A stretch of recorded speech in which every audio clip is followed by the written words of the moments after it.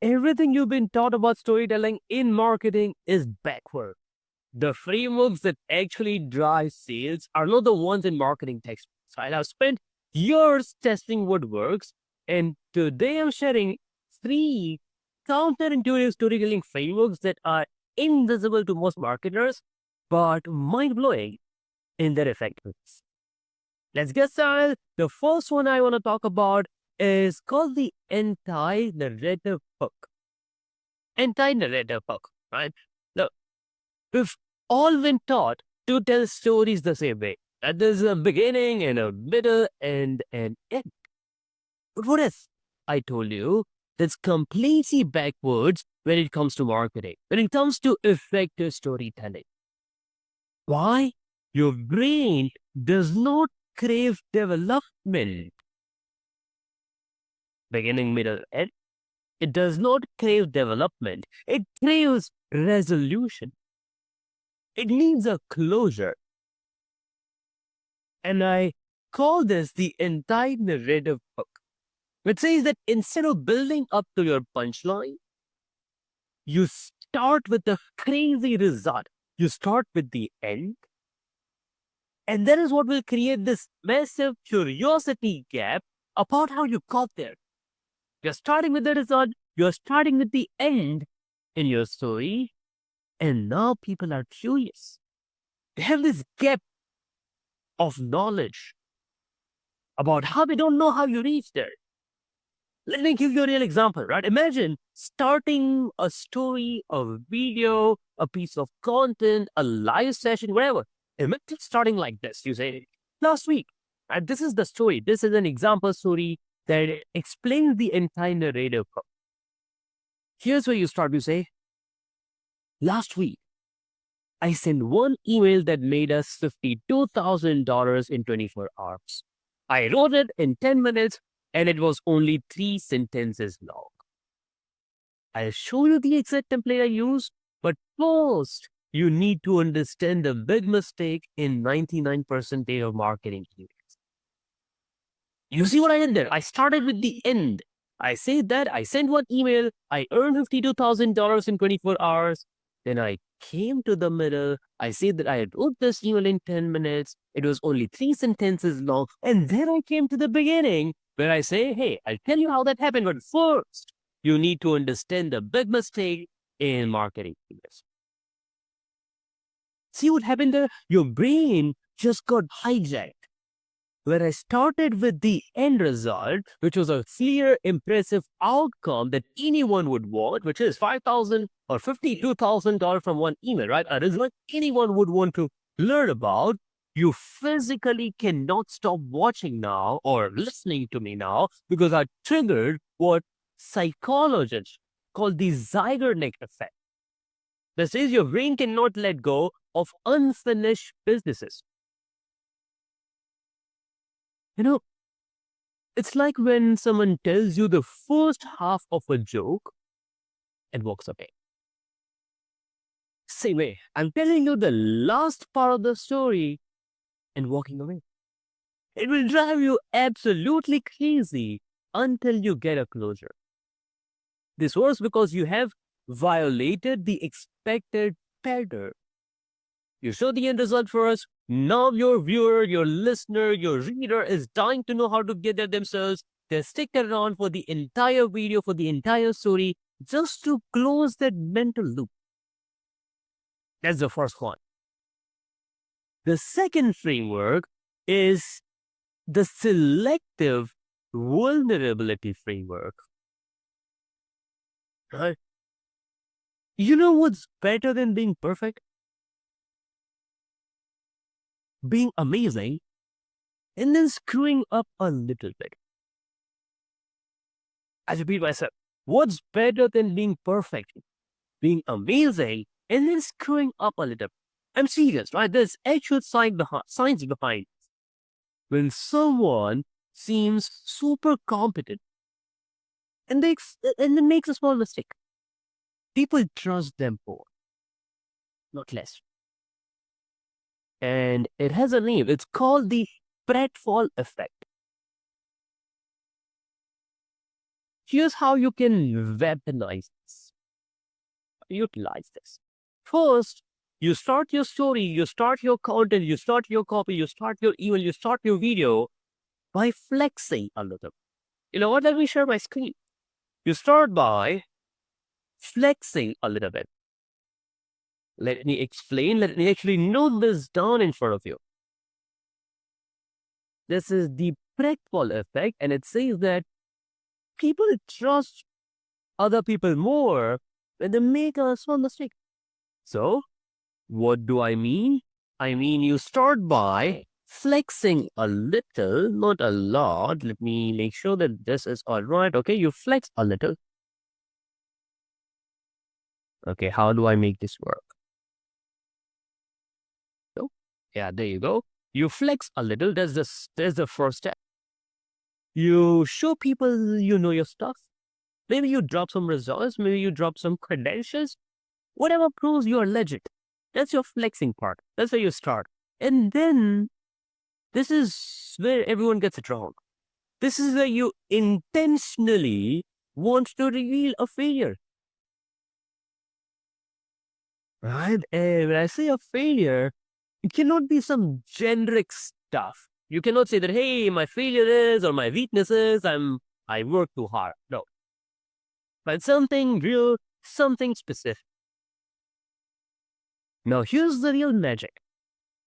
After sharing the failure, you then share what the failure taught you that nobody else knows. This is your secret sauce. And now when you present your solution, right, wherever, if you want to sell a product, if you want to talk about your services, whatever that would be, what's your solution? What do you want to propose? What's your call to action? Now, when you present a solution, it's not just another offering. It's something that's born from the ashes of that failure. And people know that this solution is battle tested. Right, let me show you how this looks. Let me show you how this. Oh, let's take an example. Let's say you say your flex is, hey, we have crushed marketing campaigns for 17 Fortune 500 companies. Our average ROI is an insane 340%. You say we have worked with 17 Fortune 500 companies and we have got them an ROI of 300%. Whatever, that's your flex. Then your failure. You go, but last year, we completely bombed with a healthcare client. And you know what? It cost them millions. Brutal. But what's crazy is that this massive failure showed us something none of our successes ever could. And then you explain what your lesson is. You can say, hey, what this failure showed us is that there's a fundamental flaw in how everyone approaches marketing for healthcare companies. Whatever. And then you say, that painful lesson became the foundation of our new marketing framework or our new marketing processes. And that new marketing processes now outperforms the traditional approach by 200%. You see what happened there? Success, right? Follow me. Success, failure, lesson, and success which is more trustworthy than anyone who just says success, success, success, success. No. Success, failure, lesson in success. This is not about being authentic or whatever buzzword people throw around, right? This is strategic vulnerability that actually makes you more authoritative, not less. So the Pratfall Effect, I'll just name it here. The Pratfall Effect is like a cheat code for trust. Use it. The last one, the third one, is the narrative reversal technique. And let me also note this down. It's a narrative reversal technique. But most powerful 90 seconds of story you can create, right? Here's the thing. Humans hate when their beliefs get challenged. Why? If your belief gets challenged, it creates this mental itch. And the mental itch has a name. The name of that mental itch that is created when a belief of yours is challenged is called cognitive dissonance.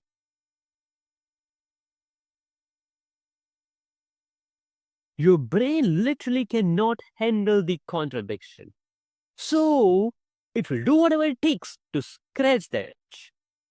And that's exactly what we are going to explain through this way. In the best way possible, in the most ethical, unharming way. And how does it work? We say step one is say something that everyone believes in. I'd say something that everyone believes in. The more universal the truth, the better. You want people nodding along, going with you saying that, hey, yeah, that's obvious. That's of course understandable. I know that. What's you? Say something that everyone believes in. Step number two, now drop a truth bomb that shatters that belief. Right? But this is crucial. Whatever your truth bomb is, whatever your shattering truth is, it needs to be specific. It needs to be data driven. It needs to be backed by data. It needs to be backed by some proof. Don't go BS and say whatever. Right? So, something that everyone knows and believes in, a truth bomb that shatters the belief, but the truth should be backed by some data. Right? Along with that, the third step is to call out the contradiction. Directly, explicitly call out the contradiction between what people believe and what the actual truth is. Make people feel the cognitive itch. This is where the itch comes in. You are creating a contradiction between what they know, what they believe, and your data like proof. That's step number three. And then the fourth one is in. The fourth step is to be the hero of the situation. And be the hero who resolves this mental tension, this mental itch with your framework, with your solution. I'll give an example, right? So the first step, give a belief that everyone believes in. Here's my story, right? Here's my copy. Here's my example that follows this process. What is it? The belief. Every marketing guru on this planet will tell you to focus on benefits and not features. Right? If you've ever done some copywriting, some content writing, you'll know that when you're writing copy, where you want to convince people, don't list out the features of your product, convert them into benefits and tell them what the benefits of the products are. Again, coming back to the example, the belief I am starting with is I'm saying every marketing guru on the planet will tell you to focus on benefits, not features. It's marketing 101, right? So, explain this. When we analyze the top 1% of website, the absolute best in their industries, they dedicated 3 times more space to technical features than the losers in the industry. 3 times. So, belief is do benefits, not features. The truth bomb that I found out is that the best of the best websites give 3 times more space to features compared to benefits. Wait. So the best performing sites are doing exactly what the experts say not to do? Something does not add up here. That's your third step. That is you calling out, explicitly calling out and mentioning the contradiction saying that the best performing sites are doing exactly what the experts say not. Something's not right. Now you become the hero. Your framework, your solution, your research, your website, your service becomes the hero. You say, here's what's really happening. The winners are not abandoning features. They are just framing them differently. They have created this service. They have used this product. They have created this feature. They have created this framework. And this approach for them is giving them a better ROI. And that is what we will help you do. So that's your hero. That's you being the hero of the situation. But you see what happened? You took something people thought they knew, you blew it up, you made their brains uncomfortable, and then rescued them with your brilliant solution. And when you resolve that cognitive dissonance for people, they don't just understand your new idea, they instantly believe it. Why? Because it solved their mental puzzle. And that's how you turn skeptics into believers in 4 different steps, 4 easy steps. And once they believe in your framework, selling becomes 10 times easier. Right? So, to conclude all of these 3 frameworks, I want to give you the reason, the secret sauce behind why all of these frameworks, right? And the reason why all of this works is this concept that psychologists call processing fluency.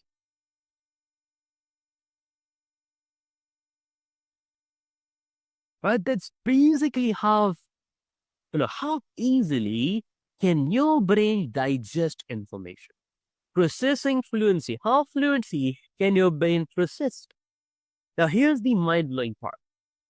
Where information is too easy to process. Right? Think about this. This is again a little counterintuitive, but that's how it is. When information is too easy to process, your brain is just cruising by, not paying attention, and literally saying, hey, whatever, and moves on. If it's too easy, your brain moves on. It's like when someone tells you something super obvious and you're like, yeah, I know already. And your brain just filters it out as noise. But the heck is when you create a small speed bump, it creates a little mental friction. Boom. Now you've got their attention. The brain has to perk up and say, wait, I need to figure this out. What did this guy just say? And each framework that we just talked about does exactly that. Right? The entire narrative hook. It messes with our expectations that stories flow in chronological order.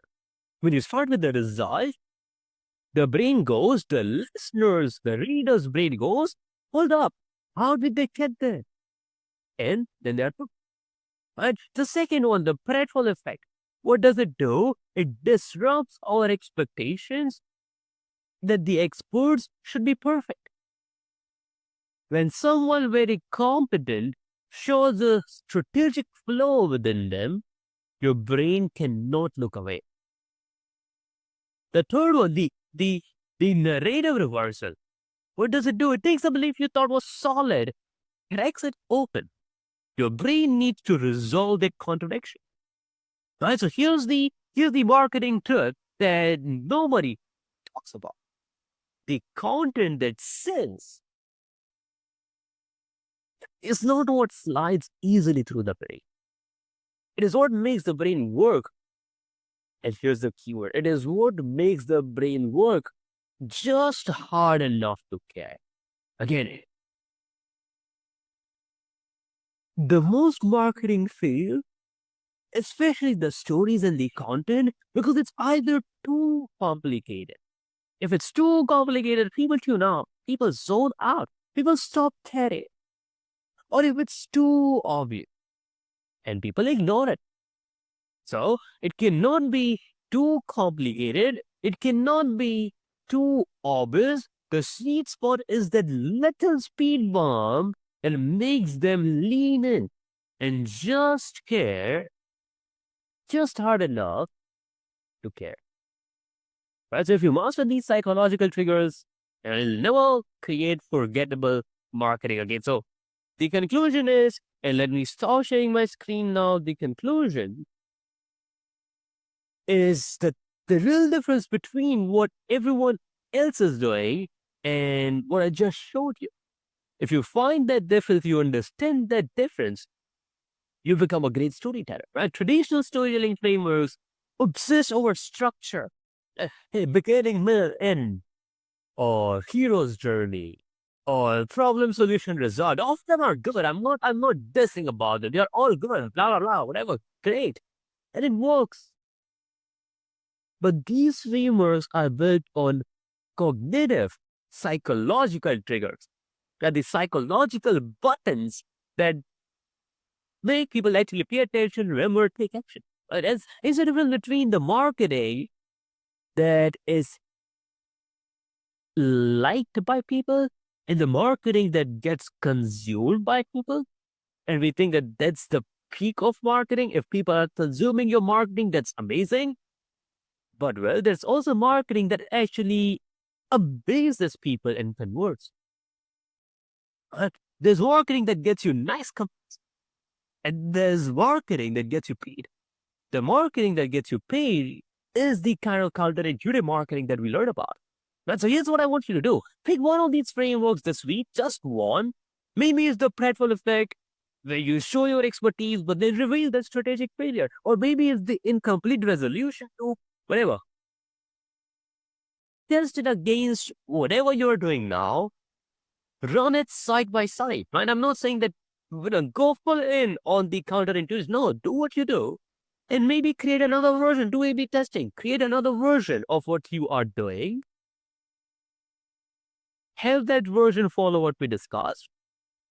And I'm sure the results will speak for itself. Anyone can tell a story, but what unexpected story will you tell?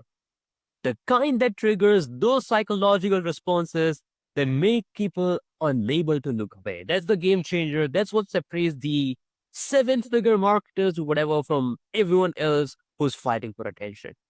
That's it for this video. I'll see you in the next part.